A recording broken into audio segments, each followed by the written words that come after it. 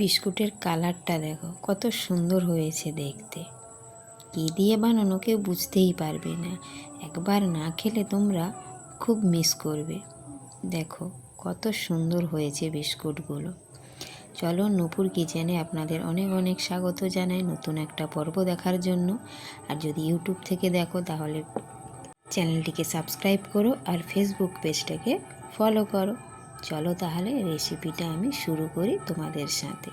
ভেতরটা কত সুন্দর হয়েছে, একবারে মুচমুচে আর খাস্তা হয়েছে।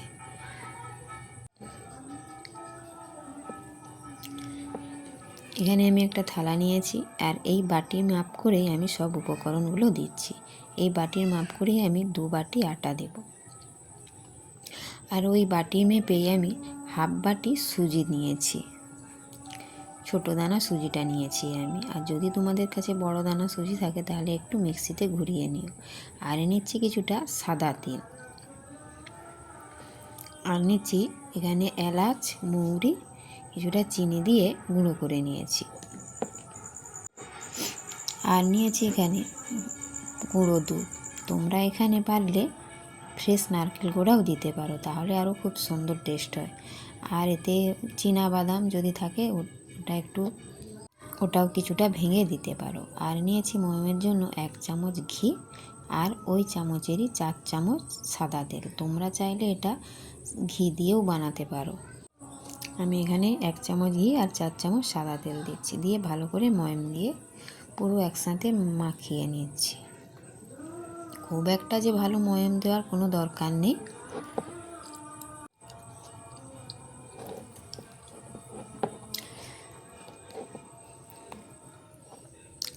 আর এটার জন্য আমি এখানে চিনি নিয়েছি ওই বাটিরই হাফ চামচ, অল্প অল্প চিনি দিয়ে আমি মাখিয়ে নিচ্ছি।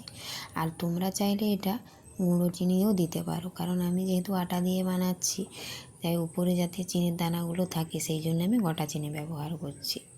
আর এখানে এটাকে দুধ দিয়ে, অল্প অল্প দুধ দিয়ে আমি মাখিয়ে নিব। একটা শক্ত ডো বানাবো, খুব একটা নরম করব না কিন্তু।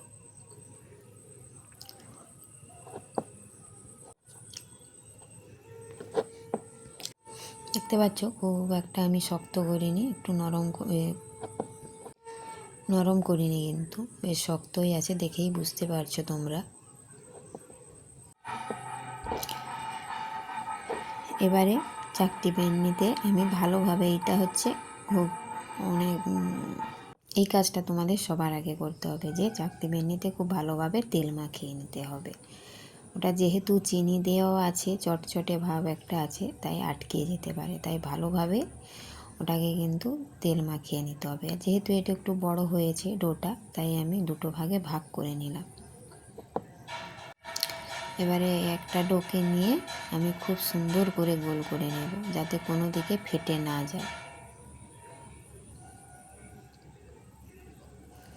দেখো খুব সুন্দর করে আমি সেট করে নিচ্ছি। এবারে বেলনির সাহায্যে বেলে নেব।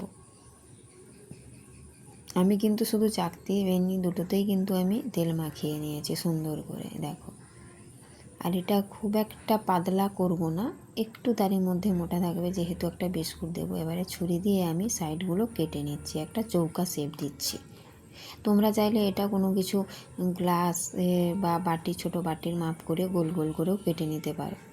দেখো, এবারে একটা ডিজাইন করার জন্য আমি খুব একটা চাপ দিচ্ছি না, যে কেটে যাবে সেরকম নয়, হালকা চাপ দিয়ে একটা সুন্দর ডিজাইন করে নিচ্ছি, লম্বা লম্বা শেপ করে। দেখো,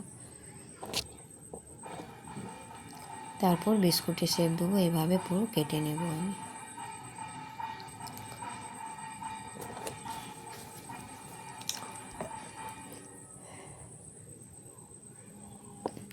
লম্বাভাবে কেটে নিয়েছি, এদিকে আড়াআড়িভাবে পুরো কেটে নেব। এই দেখো বিস্কুটের শেপটা শুধু দেখো, খুব একটা কিন্তু আমি, এই দেখো দেখতে পাচ্ছ। এবার যেহেতু ওঠানোর সময় সাইডটায় একটু এলোমেলো হয়ে গেছিলো, তাই হাতের সাহায্যে একটু সেট করে নিচ্ছি। আর এটা দেখেই বুঝতে পারছো যে খুব একটা মোটাও নয় আর খুব একটা পাতলাও নয়, যেরকম সাধারণত বিস্কুটের হয়ে থাকে। হ্যাঁ, দেখো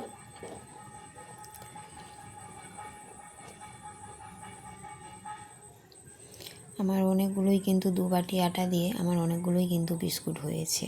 দেখতে পাচ্ছ 2 থালা ভর্তি একেবারে বিস্কুট হয়েছে। আর এদিকে আমি ভাজার জন্য গ্যাসে একটা ফ্রাইং প্যান বসিয়ে দিয়েছি, সাদা তেল গরম করতে দিয়েছি। এবারে তেলটা খুব একটা বেশি গরম করব না, একবারে মিডিয়ামে গরম করব। দেখো বুঝতেই পারছো নিশ্চয়ই হালকা বুদবুদ উঠছে, কারণ যেহেতু যদি এটা খুব হাই হিটে আমি গরম করে নিই তাহলে বিস্কুটের উপরটা তাড়াতাড়ি লালচে হয়ে যাবে, ভেতরটা ভাজা হবে না, যেহেতু একটু মোটা ধরনের বিস্কুটটা হয়েছে। আর এটা এখন আমি কিছুই করব না, খুন্তি দিয়ে নাড়াচাড়া করব না, জাস্ট ফ্রাইং প্যানের হাতটা ধরে একটু জাস্ট নাড়িয়ে দেব আমি। দেখো এবারে খুন্তি দিয়ে একে একে এগুলোকে আমি তুলে নেব, উল্টিয়ে দিচ্ছি আর কি।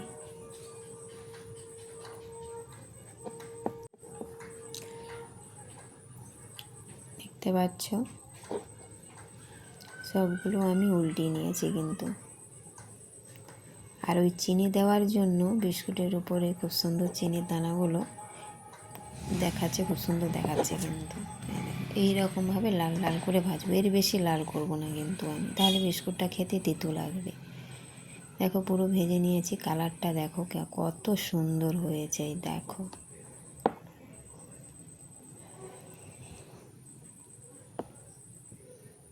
দেখতে পাচ্ছ বিস্কুটগুলো আমার ভাজা হয়ে গেছে। এবং দ্বিতীয়বারে ভাজার জন্য যদি তেলটা খুব গরম হয়ে থাকে একবারে গ্যাসের ফ্লেমটা লোতে করে দেবে।